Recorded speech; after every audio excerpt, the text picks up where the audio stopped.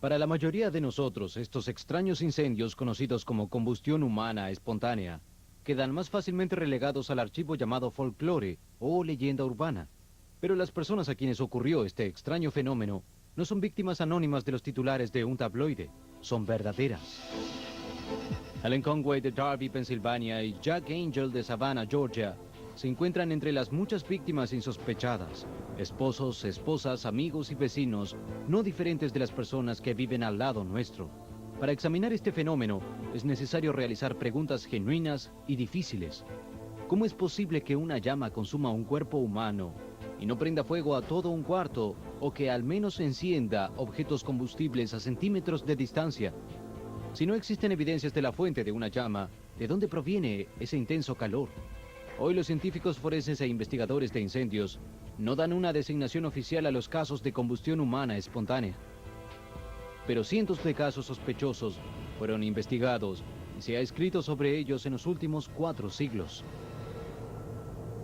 Según los criterios de hoy, llegamos a saber algo sobre este raro pero confuso fenómeno. Atrajeron la atención pública seria por primera vez a mediados de 1951, con la incomprensible muerte de Mary Reeser, de 67 años. Según los relatos del día, Mary Reeser se volvió conocida como la Mujer Cenizas. Era un ser humano saludable cuando fue vista por última vez en la noche del 1 de julio de 1951. Para las 7 de la mañana siguiente, todo lo que hallaron fue un pie carbonizado y una pila de cenizas. Lo que más asombró a los investigadores en la escena fue que la zona de su apartamento alrededor del cuerpo mostraba poco daño por el calor. Los expertos que visitan estos lugares quedan desconcertados por el hecho de que algunos materiales combustibles en el cuarto no se encienden. Además del cuerpo mismo, con frecuencia solo hay una curiosa evidencia de las increíblemente altas temperaturas necesarias para incinerar a un ser humano. El FBI fue convocado para investigar el caso de Mary Reeser. Incendios de este tipo eran tan raros que las autoridades sospechaban de que podía haber sido asesinada y su cuerpo quemado para borrar las evidencias. Luego de una investigación oficial no se hallaron evidencias de un crimen. Las circunstancias que definen la muerte de Mary Hardy Reeser en 1951 definen lo que muchos médicos denominaron como un clásico ejemplo de combustión humana espontánea. Existe deshidratación del tejido y vaporización de la sangre en el cuerpo. El resultado usual es la casi total incineración del torso de la víctima, con parte o la totalidad de las extremidades intactas. Hay ausencia del olor asociado con la carne quemada. Hubo un paradójico daño selectivo en todo el apartamento de Mary Reeser, causando un patrón que desconcertó a los investigadores. El fuego fue, digamos, al azar. Había ausencia de fuente de calor o fuego externo que pudiera haber consumido a la señora Reeser hasta el punto en que fue hallada. Pero los burócratas oficiales que investigan estas muertes por incendios no aceptarán el concepto de que la combustión humana espontánea pueda ser la causa. Deben hallar otro motivo. Los incendios de esta naturaleza son muy problemáticos y casi siempre es descartada la combustión humana espontánea como una de las causas. Por eso los investigadores independientes rara vez son consultados para ayudar en la investigación. Con tantos comentarios públicos y testimonios de testigos, ¿por qué no existe una designación médica o legal para la combustión humana espontánea? ¿Cómo pueden las autoridades continuarse negando a reconocer oficialmente este fenómeno? De todos los tipos de incendios, los casos de combustión humana espontánea clásica son extraordinariamente inusuales. Rara vez los bomberos y médicos encuentran un caso así en sus carreras. Cuando lo hacen, los hechos que tienen delante son tan confusos que tienen dificultades para aceptar lo que ven ante sus ojos. Debido a esto, las primeras referencias de combustión humana espontánea a veces se encuentran asociadas con temas religiosos o morales. En verdad, muchos creen que el primer relato de combustión humana espontánea puede ser hallado en la Biblia. El libro del Levítico cuenta que los hijos de Aarón fueron consumidos por un extraño fuego que ardía en las manos del Señor. Con el correr de los siglos, la gente sintió que esta ardiente intervención fue un claro signo del castigo divino de Dios. Charles Dickens, el escritor británico del siglo XIX, el escritor más popular de su época, se sintió atraído por el tema de la combustión humana espontánea. ¿Qué lo fascinó de su connotación religiosa y moral? Charles Dickens estaba intrigado por los relatos que había oído sobre combustión humana espontánea. Con frecuencia iba a consultas oficiales y reunía evidencia referida a los casos. Para él, se convirtieron en atracción para sus trabajos sobre las sórdidas condiciones de la Inglaterra preindustrial. Además, durante la era victoriana, los casos de combustión humana espontánea con frecuencia eran citados como el resultado de la retribución divina para quienes se entregaban a los pecados del alcohol. En 1852, el novelista Charles Dickens recurrió a la combustión humana espontánea para matar su personaje Krook en la novela Casa Desolada. Krook fue retratado como un gran alcohólico, siguiendo la creencia popular de la época de que la combustión humana espontánea era causada por beber en exceso. Fue el recurso de Dickens para mostrar la naturaleza vil y poco compasiva de su personaje, el señor Krook. En la cultura de la época era considerado un mal común que le sucedía a los ebrios, que estallarían en llamas y morirían como castigo divino por sus pecados y errores. Eso estimuló la experimentación científica para averiguar si el alcohol era una causa de la combustión humana espontánea. Mientras las investigaciones oficiales de bomberos determinaron que sí, muchas víctimas de combustión humana espontánea eran adultos que bebían alcohol. ¿Existe en realidad un fundamento científico para la teoría de que el alcohol es un factor en estas extrañas muertes? La experimentación, que se remonta a mediados del siglo XIX, intentó reproducir la escena de una clásica combustión humana espontánea, saturando el tejido de carne con alcohol. Todos los experimentos, incluyendo los que hicimos en persona, fracasaron en incinerar el tejido como en una clásica combustión humana espontánea. El cuerpo mantiene un complicado equilibrio de químicos y energía. Cuando este equilibrio se quiebra por una enfermedad o drogas como el alcohol, una persona puede estar más susceptible a la combustión humana espontánea. Por cierto, los efectos de la clásica combustión humana espontánea son horribles. ¿Pero los ejemplos siempre son fatales para las víctimas? ¿Cuáles son los verdaderos peligros y riesgos de este fenómeno? ¿Podría sucedernos a nosotros o a alguien que conocemos? ¿Es posible que una persona sufra los estragos de la combustión espontánea y viva para contarlo? ¿Cómo se puede realizar un experimento que apruebe o desapruebe este fenómeno? Debido a que casi no existen testigos de estas muertes, los investigadores y los críticos tienen libertad para demostrar cualquier teoría imaginable. Pero créase o no, alguien diseñó un experimento para demostrar una teoría. Una de las explicaciones más populares de los escépticos es que las víctimas de la combustión espontánea se queman lentamente con el correr de muchas horas.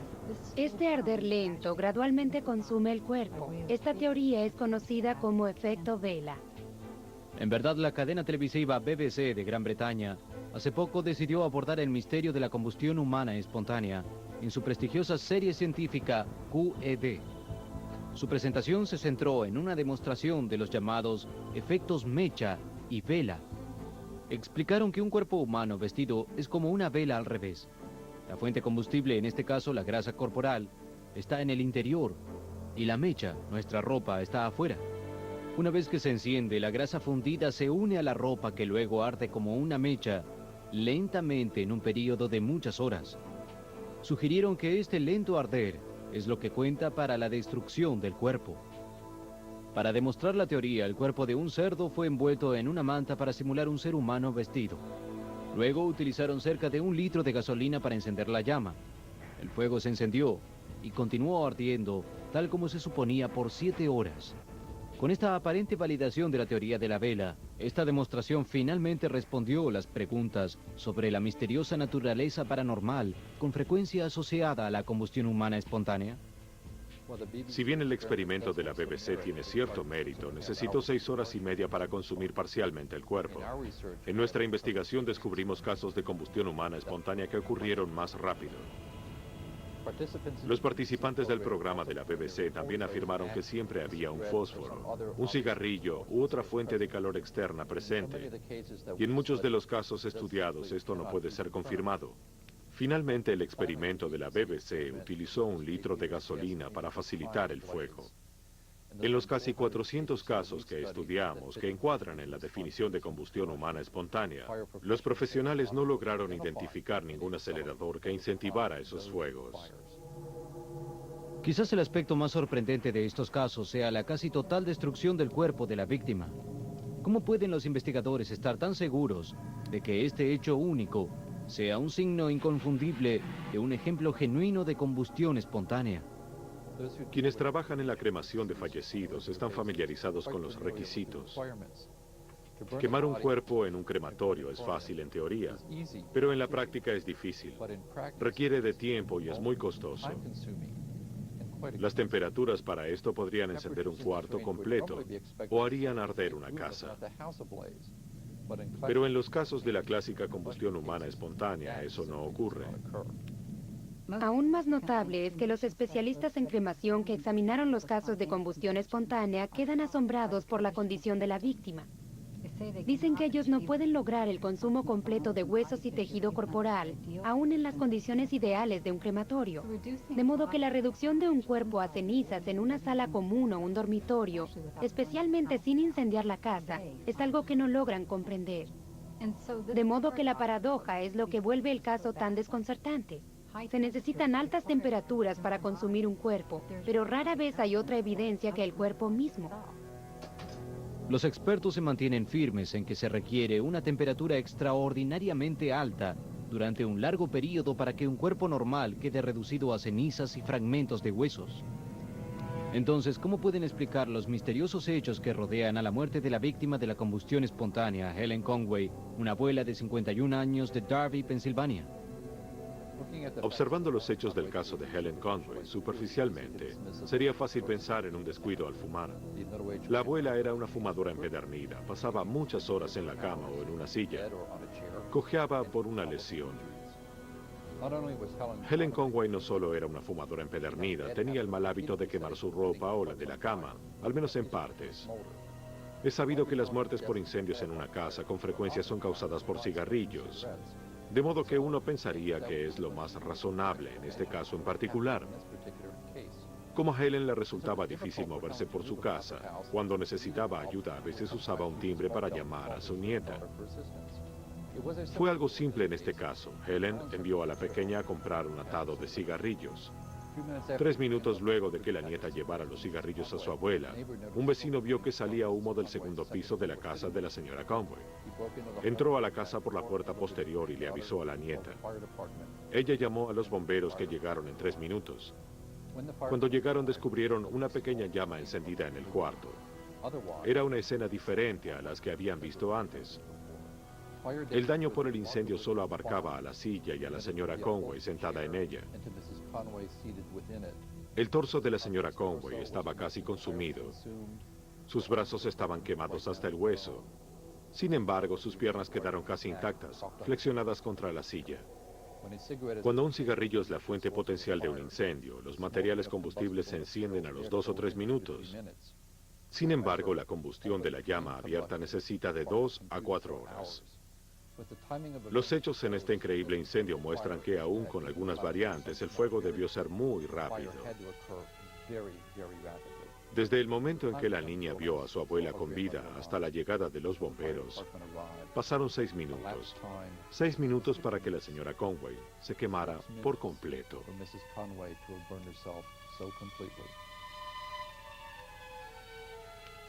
La investigación que siguió a la muerte de Helen Conway nunca aportó evidencia de algún acelerador o de materiales que pudieran lograr una llama tan rápida e intensa como para consumir un cuerpo de ese modo. Esto quizá más que en otros casos recientes, documenta la intensa fuerza, rapidez y selectividad de la extraña combustión humana. Debido a una confusión, su cuarto no estaba libre para él. Decidió pasar la noche en su casa rodante y despertar a la mañana siguiente para ver a su cliente. Más tarde en su casa rodante, Jack se puso el pijamas, se acostó y se fue a dormir. Inexplicablemente era mediodía cuando despertó, 4 días más tarde. Cuando se sentó notó extrañas marcas de quemaduras en su cuerpo, pero no sentía ningún dolor. Mi mano derecha estaba quemada de ambos lados, desde la muñeca hasta la punta de los dedos, completamente negras, como si hubiera recibido una descarga eléctrica. Tenía un gran agujero quemado en el pecho, como si hubiera explotado. También tenía la pierna quemada hasta el tobillo y tenía quemaduras en la espalda. Jack se vistió. Sin dolor pero conmocionado, fue hasta el motel donde momentos más tarde se desplomó. Hubo una minuciosa investigación de la casa rodante. No hallaron signos de fuego ni de cosas quemadas de ningún tipo. Verificaron la instalación eléctrica. Todo el vehículo fue desmantelado. Nunca se descubrió alguna causa de las lesiones de Jack que pudiera ser atribuida a la casa rodante, a nada externo. Igual de sorprendente fue que los médicos descubrieron que las quemaduras en la mano de Jack continuaban hacia el antebrazo. Dijeron que Jack se quemó desde adentro hacia afuera. Finalmente la mano y el antebrazo de Jack debieron ser amputados. El caso de Jack Angel es muy particular porque existe documentación médica valiosa y sólida de que sus quemaduras tuvieron origen interno. Jack Angel sobrevivió a su increíble odisea para contar una sorprendente historia de supervivencia a la combustión humana espontánea. Incendios repentinos e inesperados, víctimas reducidas a cenizas, un resultado solo posible con temperaturas que superen los 2000 grados. Aún así las llamas no encienden las cosas a su alrededor. Suena muy extraño para ser cierto. ¿La combustión humana espontánea es realmente posible? De ser así, con la sospecha de cientos de casos a través de los años, ¿qué teorías creíbles pueden explicar este extraño fenómeno? La envejecida y enferma sociedad occidental se volvió dependiente de los medicamentos para resolver una variedad de problemas. En algunos casos, estas drogas pueden cambiar significativamente el equilibrio energético de nuestro cuerpo. Si es la causa o un factor que ayuda, puede que explique por qué existen pocos casos de combustión espontánea fuera del mundo desarrollado, donde los estilos de vida tienden a ser más naturales. Aun si los gases digestivos combustibles fueran el combustible inicial de estos incendios, o al menos un factor importante, ¿cómo se inicia el quemado? ¿Cómo se inicia bajo cualquier circunstancia? Un hecho poco conocido es que nuestro cuerpo contiene naturalmente elementos radioactivos. El potasio de nuestras células emite cerca de 41 millones de rayos gamma por día. Normalmente se mantiene un delicado equilibrio dentro de las células, pero durante una enfermedad o estrés, ese equilibrio se pone en peligro. Si apenas 2 rayos gamma del potasio de nuestras células colisionan con un átomo de deuterio o de agua pesada, el resultado sería el mismo tipo de reacción que sucede en algunas explosiones nucleares. La mayor parte del deuterio se halla en los depósitos de grasa, con pequeñas cantidades en otros tejidos. La combustibilidad de la grasa se debe a su alto contenido en hidrógeno, que genera tremendas temperaturas. Una reacción en cadena activada por la explosión intercelular sería suficiente para encender el cuerpo. En casos más severos de quemaduras espontáneas, el torso es lo que en general queda consumido. Esto se debe a que la grasa del hígado contiene entre 2 y 3 veces más deuterio que otras reservas de grasa del cuerpo. Si la fuente de encendido para las quemaduras espontáneas es un hecho nuclear interno, deberíamos hallar restos de radiación neutrónica en el medio inmediato. Los neutrones afectarían las cosas con alto contenido de hidrógeno como el agua, el plástico, la cera y la grasa. Pasaría de inmediato a otras cosas, incluyendo el papel. Eso es exactamente lo que sucedió con las víctimas de las explosiones de Hiroshima y Nagasaki. Solo puede ser explicado mediante una explosión nuclear. Según las estadísticas, una gran cantidad de estos casos ocurrieron en selectas zonas geográficas de Gran Bretaña. ¿Eso podría tener algún significado para explicar el fenómeno? Desde el 1700, Gran Bretaña experimentó una inusual cantidad de casos de combustión humana. Parece haber más casos de este fenómeno en Gran Bretaña que en ningún otro lugar del mundo. Existe una conexión entre la combustión humana espontánea y la teoría de los campos eléctricos. Los geólogos saben que circulan corrientes eléctricas por la corteza terrestre. En Gran Bretaña, esta energía tiende a circular a lo largo de una red que incluye hitos místicos clave como Stonehenge y numerosos montículos sepulcrales. Las investigaciones actuales estudian qué podría suceder si los poco conocidos campos energéticos del cuerpo humano interactúan con los campos eléctricos de la Tierra para producir resultados posiblemente inesperados y dramáticos. Existen muchas líneas de investigación para tratar de explicar estos increíbles hechos. ¿Existe una relación entre la biología humana y el campo magnético de la Tierra o los hechos geológicos subterráneos? ¿El entorno psicológico o emocional de una persona intervienen para explicar este fenómeno? Se dice que la combustión humana espontánea es más frecuente cuando sus víctimas están dormidas en la cama o en una silla. ¿Cómo se sabe que la temperatura corporal de un cuerpo normal se eleva al dormir? ¿Es posible que ocurra cuando este proceso escapa de control? Existen considerables evidencias de que la combustión humana espontánea es un fenómeno genuino, pero ¿es causa de alarma? ¿Existen pautas para determinar quién corre más riesgo? Frecuentemente las personas que experimentan la combustión humana espontánea llevan una vida sedentaria, ya sean inválidos o con problemas de movilidad. Con frecuencia son ancianos, pero en términos de género, hombres y mujeres pueden experimentar por igual la fatalidad de la combustión humana espontánea. Este fenómeno ocurre al azar. Sus víctimas pueden ser viudas, solteras o casadas. Quienes consumen alcohol parecen correr mayor riesgo, pero quienes no beben también se queman misteriosamente. Muchas víctimas muestran carácter fuerte o depresión crónica, mientras que otras son emocionalmente equilibradas. Si bien la mayoría de las víctimas son adultos, la menor tenía 6 años. No siempre es fatal. Hay quienes sobrevivieron. En casos como los que vimos, el misterio y la incertidumbre hace que el hecho sea doblemente terrible para quien esté personalmente involucrado. Desafortunadamente, hasta ahora, no existen explicaciones convencionales sobre la causa de la combustión humana espontánea. Pero las investigaciones continúan. Al tener mayor conciencia del fenómeno, quizás algún día haya un avance que pueda explicar los secretos ocultos detrás de este asombroso misterio. Ahora giremos nuestra atención hacia el faraón egipcio que probablemente menos hizo por su pueblo, pero cuyo breve reinado legó un enorme tesoro de sabiduría y conocimiento de la antigua cultura egipcia para el mundo moderno.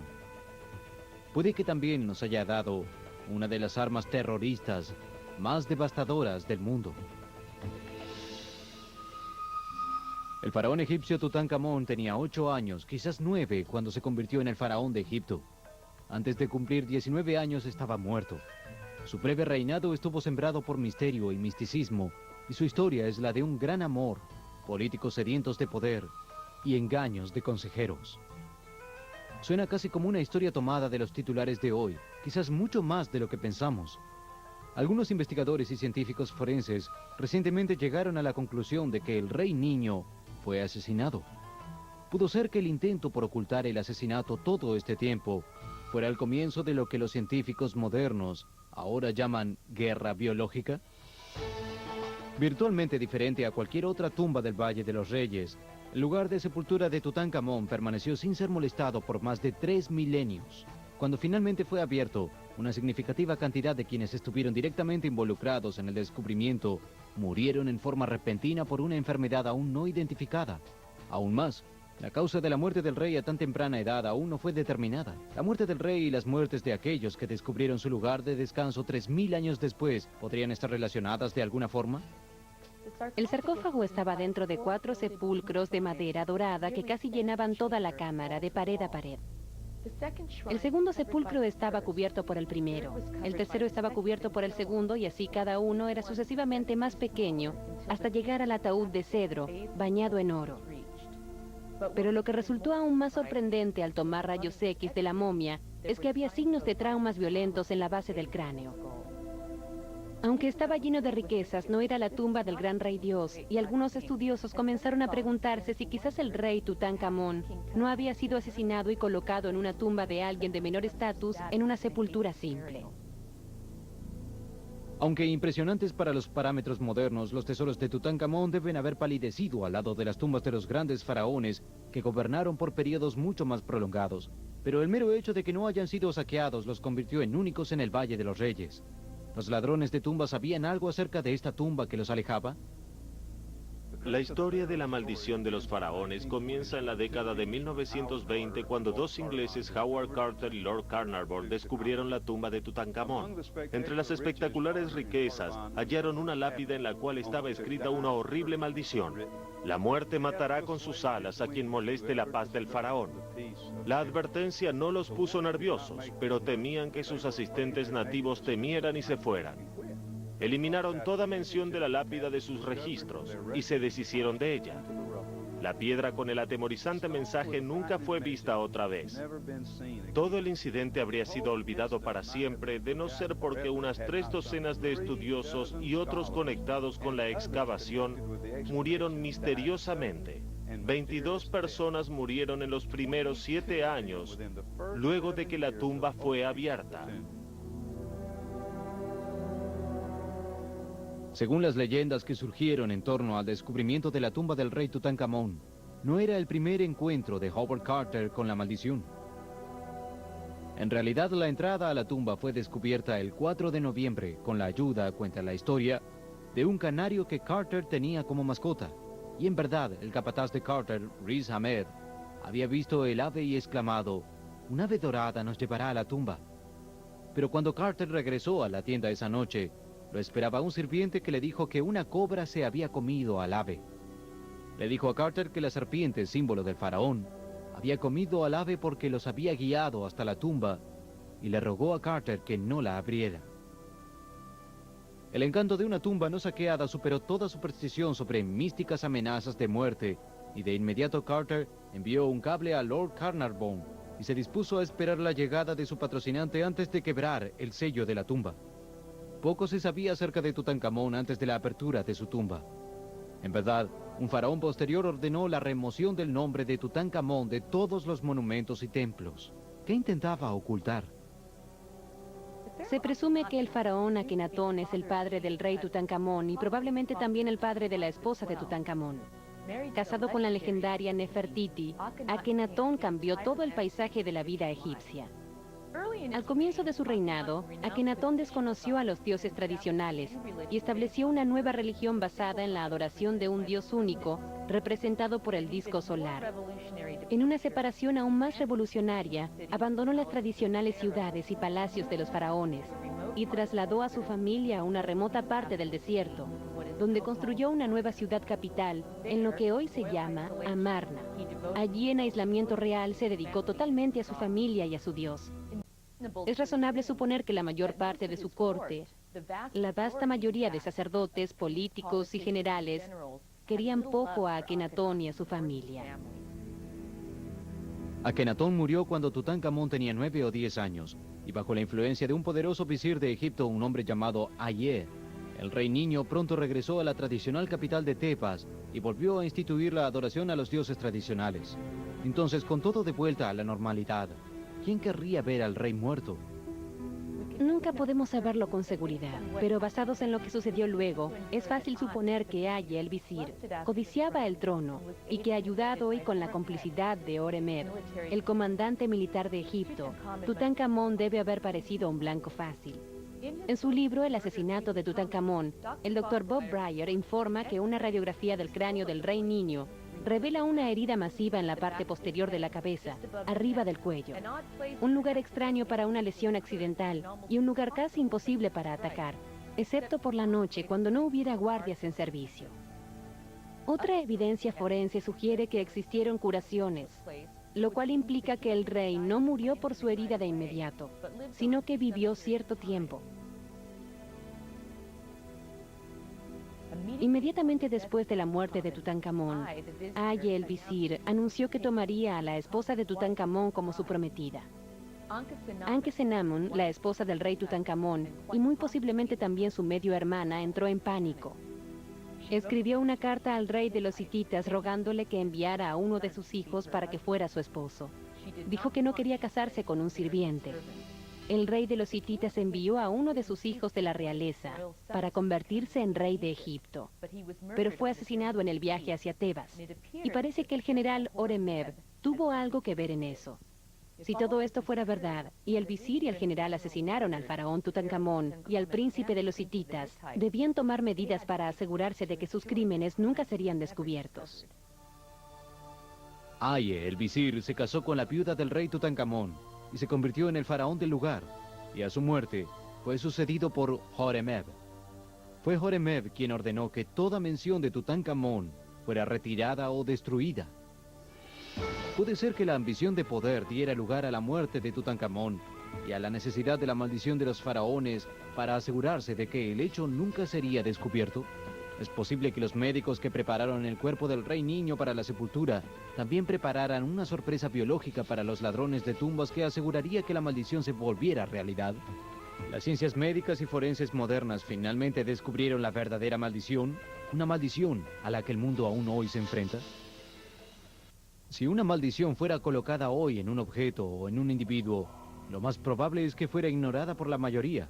Pero en el mundo de los egipcios de hace más de 3000 años, puede que una maldición haya sido un formidable disuasivo para abrir la tumba de un faraón, que también era considerado un dios. Y en el mundo de la década de 1920, mucha gente se inclinaba por lo oculto y lo metafísico en busca de respuestas. En verdad fue Sir Arthur Conan Doyle, autor de Los misterios de Sherlock Holmes, quien afirmó al mundo que la muerte de Lord Carnarvon quizás había sido causada por la maldición de los faraones. Howard Carter era un meticuloso arqueólogo profesional. La maldición, si es que hallaron una lápida diciendo algo así, carecía de significado para él, y tenía mucho trabajo que hacer. Cada lado de los 4 santuarios debía ser cuidadosamente retirado y catalogado junto con cientos de otros objetos hallados en la tumba. Lord Carnarvon, ansioso por ser el primero en ver cada tesoro que según las reglas de la época le pertenecían, trabajó diligentemente junto a Carter y su equipo durante semanas, pero la maldición estaba por aparecer. Carnarvon y Carter estaban por descubrir la momia misma cuando Lord Carnarvon cayó gravemente enfermo. Si bien sospecharon de una infección, los médicos no estaban seguros en su diagnóstico. Murió antes de que su hijo pudiera llegar a su lecho, y precisamente en el momento de su muerte, un inexplicable apagón afectó a todo el Cairo. Otra víctima fue el arquitecto norteamericano Arthur Mace, quien había sido la persona que había retirado el último trozo de pared que bloqueaba la entrada a la tumba. Murió en el mismo hotel y con los mismos síntomas que Carnarvon, fiebre y un coma repentino. A la mañana siguiente de que Carter había mostrado la tumba a su amigo George Gould, Gould despertó con fiebre alta. Para el anochecer, estaba muerto. El radiólogo Archibald Douglas Reed fue el primero al cortar las envolturas de la momia y tomar radiografías. Reed murió a bordo del barco de regreso a su casa en Inglaterra. ¿Qué causó las prematuras y coincidentes muertes de los invasores de la tumba del rey Tutankamón? Pudieron ser causadas por la inhalación de algún antiguo virus o bacteria adormecido en la tumba por miles de años. El doctor Ezzedine Taha, eminente médico y biólogo del Cairo, dio una conferencia de prensa en 1962. Anunció el descubrimiento de un antiguo hongo microscópico que tal vez había sobrevivido adormecido por miles de años, el cual dijo podía ser controlado por los antibióticos modernos. Irónicamente, antes de que pudiera demostrar su teoría, el doctor Taha murió en un inesperado accidente automovilístico. La posterior autopsia reveló que había fallecido a consecuencia del mismo colapso circulatorio que mató a los demás y que quizás había muerto antes de que su auto se saliera del camino. ¿Puede ser que, después de todo, exista algo de la maldición de los faraones? ¿Y es posible que el hongo, bacteria o virus no fuera solo un accidente de la naturaleza? Para 1929, 11 personas conectadas con el descubrimiento de la tumba habían muerto precozmente y por causas no naturales. Fue titular en los periódicos y la prensa de Inglaterra. Acuñó la frase «la maldición de la momia» y para 1935 había acreditado 21 muertes a causa de Tutankamón. ¿Existe algo más en la maldición de los faraones que superstición y temor? La mayoría de nosotros en el mundo moderno tiende a ver con desconfianza cosas como milagros, magia y maldiciones. Pero aparentemente no existe un código de limitaciones para la maldición de los faraones. En la década de 1970, los tesoros de la tumba del rey Tutankamón fueron de paseo. La tripulación del vuelo que transportaba las cajas parecía estar afectada por la mala suerte. Uno de los hombres que había estado jugando a las cartas sobre la caja maldita donde estaba la máscara de oro, la pateó repetidas veces como acto de frustración por su mala suerte. Poco tiempo después se quebró esa pierna, y en San Francisco un policía que custodiaba la máscara funeraria de oro de Tutankamón reclamó una compensación por un ataque basado en el efecto de la maldición. El juez desestimó el pedido, pero tal vez no debía apresurarse tanto para juzgar. Caso desestimado. En 1986, una médica francesa, Caroline Stenger-Philip, descubrió una posible explicación para las misteriosas muertes. La investigación de la doctora Stenger-Philip se basó en la costumbre de la época de dejar una buena provisión de frutas y verduras en la tumba para que el rey no tuviera hambre en su viaje al más allá. Con el correr de los siglos, esas cosas se descompusieron y formaron un moho y partículas orgánicas de polvo con alto potencial alergénico. Es muy posible que los arqueólogos cayeran víctimas de una reacción de shock luego de respirar esas partículas. Es mucho más posible que hayan muerto a causa de esas esporas mortales que por alguna antigua maldición. En 1968, la señora Sylviane Canton, investigadora del Laboratorio de Ecología en París, demostró que las esporas microscópicas pueden volverse muy potentes. Según la investigación de la doctora Gandon, estas esporas microscópicas pueden vivir mucho tiempo y volverse extremadamente virulentas. Aún la muerte de Carnarvon podría ser explicada por una infección con estos patógenos de larga vida.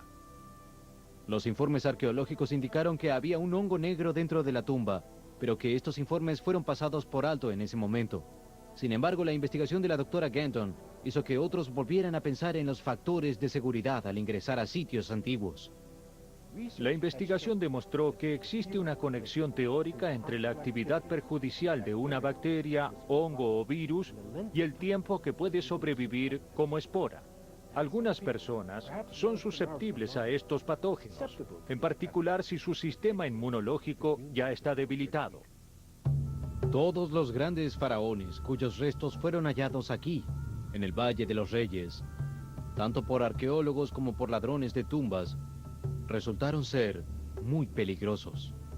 En 1999, en la Universidad de Leipzig, el profesor Gotthard Kramer examinó 40 momias y halló esporas potencialmente peligrosas en cada una de ellas. Las esporas de hongos pueden vivir miles de años y todo lo necesario para activarlas es una ráfaga de aire fresco al abrir la tumba. Cuando las esporas ingresan al cuerpo a través de la nariz, boca, ojos o membranas mucosas, pueden llevar con facilidad a fallas orgánicas o la muerte. Si una persona tiene debilitado su sistema inmunológico, la mortalidad es más probable aún. Algunas bacterias halladas en las momias eran extremadamente venenosas. Tendemos a pensar que los antiguos egipcios tenían conocimientos primitivos, pero sabían mucho antes de que la ciencia moderna apareciera que la miel es un efectivo antibacteriano. Nos resulta difícil imaginar que su experiencia también les enseñó acerca de bacterias mortales. Al calentar la bacteria venenosa hallada en las momias, comenzaba a reactivarse y a multiplicarse aún luego de más de 3000 años de estar sepultada. También cubría los objetos hallados en la tumba. Los egipcios tenían un amplio conocimiento de las plantas que podían curar y matar. Quizás aplicaron esos conocimientos al cubrir los objetos de la tumba, de modo que cualquiera que tocara cualquier objeto moriría en el futuro. ¿Podría ser que los asesinos del rey Tutankamón en verdad crearan una maldición autoejecutable, la primera guerra biológica del mundo? Todos los intentos por verificar el linaje familiar de Tutankamón fueron bloqueados por el gobierno egipcio. Las pruebas de ADN que estaban programadas para ser realizadas a Tutankamón y a su abuelo, Amenhotep III, fueron canceladas. Parece que Tutankamón está destinado a continuar siendo tan oscuro como los políticos, antiguos y modernos, puedan serlo. Pero puede que Tutankamón sea el último en reír. Los espectaculares objetos hallados en su tumba por Carter y Carnarvon dieron al mundo la más completa visión hasta la fecha de la gloria del antiguo Egipto.